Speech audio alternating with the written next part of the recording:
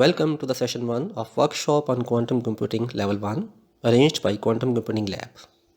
My name is Hammad Tanveer Butt and I am Director of Quantum Computing Lab at NUST College of EME. As we shall journey through the quantum computing in this introductory session, an obvious question to ask is whether it will be challenging. Let me borrow words from Richard Feynman on this. He said that you are not going to be able to understand it. And nobody does. The theory is absurd from the point of view of common sense, but it works. So let us accept it and make use of it. The end point of our exploration of quantum computing, in my view, agrees with Max Planck's contention that we are not convincing the skeptics, but focus instead on grooming a new generation who will actually be able to apply quantum computing to real-world use cases. The skeptics and their skepticism will pass away. Here is an outline of our introductory session of Level 1. I shall give a brief account of computing and algorithms, in particular focusing on philosophy of computing. Then follow it up with a brief history of quantum computing mentioning its milestones. Some background in mathematics and quantum mechanics will be discussed next. Then I shall elaborate on what makes quantum computing so special in today's context and why it outperforms classical computing. I shall end this introductory session by a caveat. That is, what quantum computing is not, or what we should not expect from it.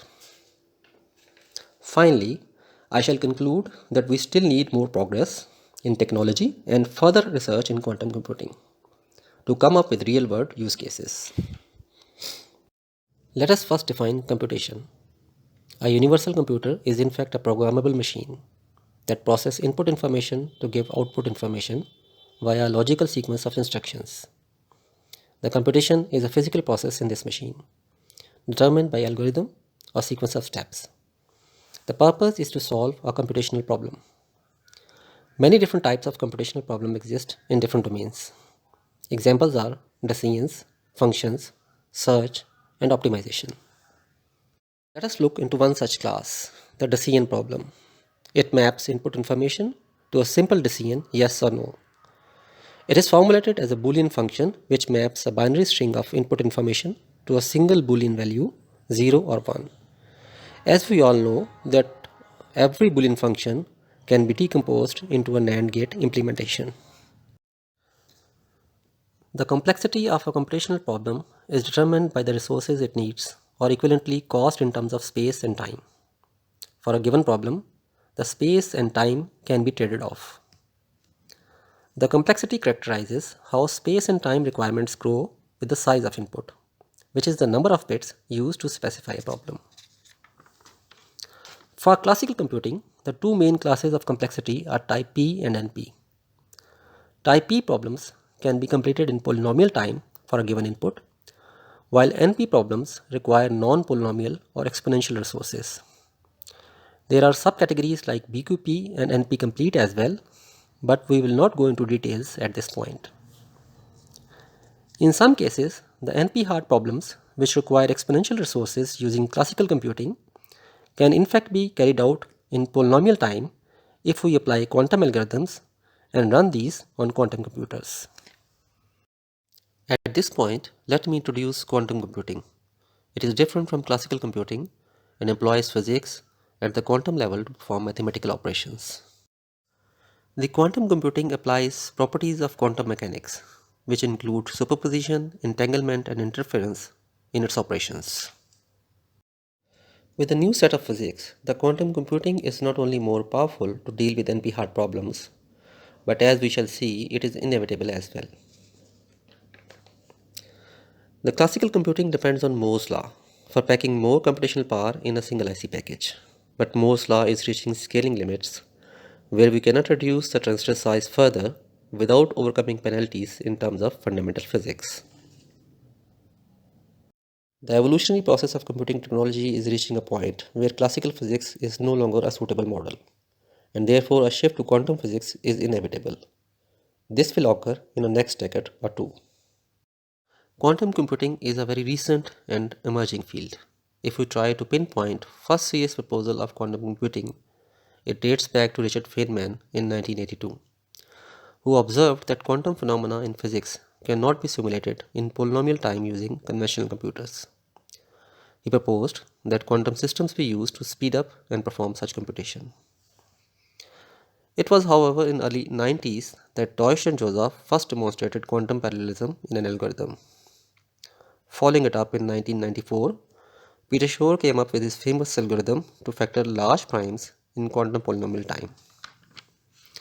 One significant application of Shor's algorithm was that RSA encryption that depends on prime factoring problem will be unsafe as soon as real quantum computers get powerful enough to implement Shor's algorithm at scale. In 1996, Lovegrover showed that his quantum search algorithms on unsorted lists outperforms best-in-the-class linear search algorithm in conventional domain. By the end of 90s, the first quantum computers were built using bulky nuclear magnetic resonance and ion trap technologies, while research along optical and solid-state routes was also initiated. The bad news is that, due to high error rates, quantum computers that can run Shor's and Grover algorithms need to scale to thousands and hundred thousands of physical qubits for real-world use cases.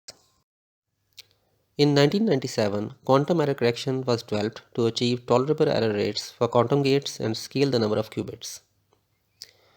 It was also shown that any classical computation can be implemented as quantum equivalent with a small penalty for making the circuit reversible. In the same decade, probabilistic algorithms also became popular, which found close resemblance in quantum computing. As of 2000, there are still very few quantum algorithms developed so far to give quantum advantage for NP-hard problems.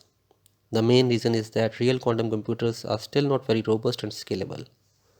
Today we have noisy intermediate scale quantum computers called NISC, which are developed by industry giants. Still, these can be used for some intensive machine learning and optimization problems and demonstrate quantum supremacy or classical algorithms. The software emulators for quantum computers are also available, and Shor's algorithm to factor a prime integer up to 15 bits can be demonstrated on Pentium 3 in just 5 minutes.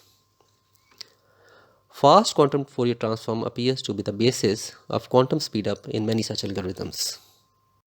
Let us learn some mathematics now that will be helpful in understanding operation of quantum computers. Quantum computing is more of mathematics than physics. In fact, it only borrows Brockett notation from physics. Mathematics also hides the counterintuitive paradoxes and does not change with technology. Therefore, learning quantum computing via mathematics improves the learning curve, and it is also easy to come up with new applications and techniques. The basis of quantum computing is finite dimensional complex linear algebra, similar to machine learning. The state of quantum computer is represented as a vector or tensor product, and the discrete operations are performed on state by unitary matrices. The quantum state is not directly observed, but its measurement in a given basis gives us a random variable which represents the probability. Our result is a probability distribution or the basis vectors, each of which is identified with a classical state. More advanced quantum algorithms make use of abstract algebra of finite groups and group representation theory, but it is beyond the scope of introductory session. The linear algebra of quantum computing comprises of finite dimensional vector spaces of complex numbers. A single qubit has two dimensions in complex vector space defined by basis vectors of either 0 or 1 or up and down. But if we have n qubits, then the dimensions of complex vector space grows to 2 raised to power n. It is a direct consequence of the tensor product of the vector spaces. If our quantum state comprises of 2 qubits, then tensor product of the two vector spaces give us 4 dimensions. And for 3 qubits, the quantum state vector has 8 dimensions, represented by complex amplitude for each of the 8 basis vectors in this space. The tensor product multiplies the dimensions of each qubit, unlike Cartesian product, which simply adds the dimensions. With this brief mathematical background, we are now ready to introduce few terms related to quantum computing. A qubit is a quantum entity described by a linear combination of 1 and 0 basis vectors in a two-dimensional complex vector space. A quantum register comprises of n qubits, and therefore this quantum system is a state vector in 2 raised to power n dimensions of complex vector space. We can compose quantum states in high dimensional complex vector spaces by a tensor product of qubits and quantum registers. A quantum state is rich in information as the number of dimensions grow and all the basis vectors exist in a superposition of complex amplitudes. But the bad news is that as soon as we try to measure the quantum state in n dimensions, it collapses to one of the n basis vectors with probability given by its complex amplitude. For example, if we measure a single qubit which exists as a superposition of 1 and 0, it will change to either 0 or 1 with a probability given by respective complex amplitude. Therefore, we have two limitations. First, that we cannot clone or copy an unknown quantum state without destroying the previous one. And second, we cannot measure the full state before the computation is complete. Both these factors are very significant in the design of quantum algorithms. The good news is that the outcome of measurement has a probability which is directly related to the complex amplitudes of basis vectors in a quantum state. Therefore, when we measure many qubits at once, we either end up in the orthogonal subspaces of the quantum state or a pure state in one of the basis vectors. This is very useful in many quantum algorithms. And we can deduce that not only the result but also the computation is probabilistic in nature using quantum computers. All operations on quantum state in a quantum computer are described by unitary matrices. Forget about complex numbers for a while. Any real valued matrix A is orthogonal if its transpose is also its multiplicative inverse. The orthogonal matrix has a property that it preserves the length of a vector when such a transformation is applied. Now back to complex values. A complex valued matrix A is unitary if its conjugate transpose is also its multiplicative inverse. Such matrices have a property that they transform the angle of a unit complex vector in a complex vector space while preserving its magnitude. A basic set of these transformations can be defined for 1, 2, or 3 qubits, which are called quantum gates. These gates can be composed to develop more complex unitary matrices operating on n qubits. The size of a quantum computing algorithm is given by the number of qubits in quantum state register and the number of unitary transformations applied consecutively on the register before final measurement. The former is called width and later is called depth of quantum circuit. Together they define the space-time complexity of a quantum algorithm. Important to note is that n qubits in quantum state register can represent a linear superposition of 2 raised to power n pure states at one time, while classical n bits only represent one such state at one time. The ability to handle 2 raised to power n states which are operated upon together in quantum computer is what gives it an exponential power over classical computers. To achieve this, a quantum computer must be able to read and write and control qubits and apply quantum gates precisely. All this must be accomplished within the decoherence time of qubits. There is a further limitation that we cannot copy a qubit state but can only exchange it while old copy is destroyed.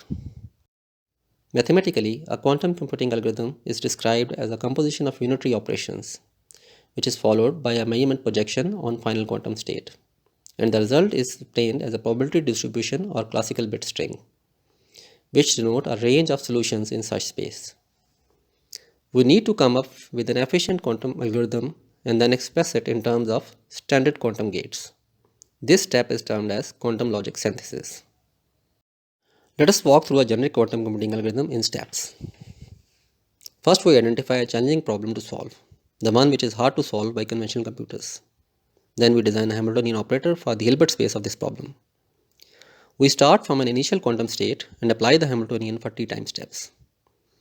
In case of discrete operation, this Hamiltonian is composed of unitary transformations at each time step. The state evolves by the application of Hamiltonian according to time-dependent Schrödinger equation. Finally, at the end of time t, we get a final quantum state and measure it with an operator. After recursive measurements at the end of multiple runs of a quantum algorithm, we get a probability distribution of classically encoded bit strings. The classical bit string with the highest probability gives us a probabilistic solution to our problem. A quantum algorithm like Shor's or Grover algorithm may need quantum computer which does not exist yet in terms of qubits and depth. But we can still develop useful and workable quantum algorithms for current generation of noisy intermediate scale quantum computers. It can be done either as a bottom-up approach, where we find out what can be done with given resource of noisy qubits and quantum gates, or we follow a top-down approach where we decompose a problem into smaller subproblems in a hope that these can be solved by a hybrid classical quantum computing. Quantum algorithms are intrinsically random and probabilistic in nature. The repeated measurements of final quantum state provide us with a probability distribution over the classical bit string, and the bit string with highest probability is our solution in Bayesian terms. In a quantum oracle model, repeated calls are made to the oracle until a final candidate solution is discernible by its high probability as a result of amplitude amplification. The complexity of quantum algorithm therefore depends both on the complexity of oracle and the number of oracle calls. Since the answer is probabilistic or Bayesian in nature, it may be wrong. The probability of getting correct answer grows as we increase the number of algorithm iterations and final measurements. If, however, we apply another quantum algorithm to partially measured quantum state, the error is amplified. Therefore, quantum error correction is necessary. The application areas of quantum computing are listed on this slide. A quantum computer has an exponential power as we increase the number of qubits, which is very useful to carry out parallel computation.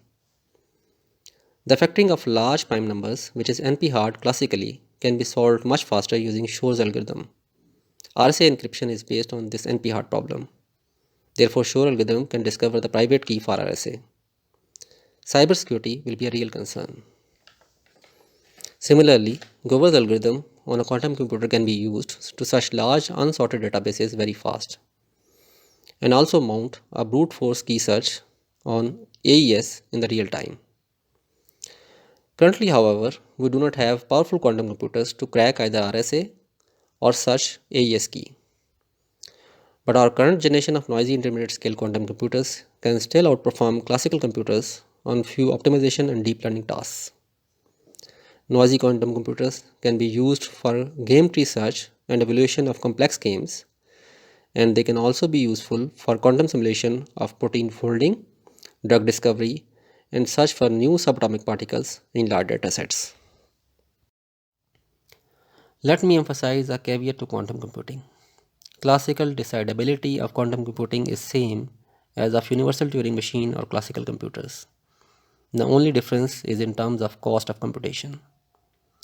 While classical computers can simulate any quantum algorithm, these simulations do not scale well as the number of qubits grow. Quantum algorithms are only ideally scalable on the real quantum computers. This brings me to the conclusion. The technological promise of quantum computers is still not clear, but people are indeed hopeful. The research on quantum computing has achieved great progress in the last 5 years, but requires solid background in mathematics. Not many researchers can live up to the challenge. The quantum software will be the main bottleneck in future. What we need today are programmers who understand quantum computing and write software for it, and find new killer application areas for quantum computing.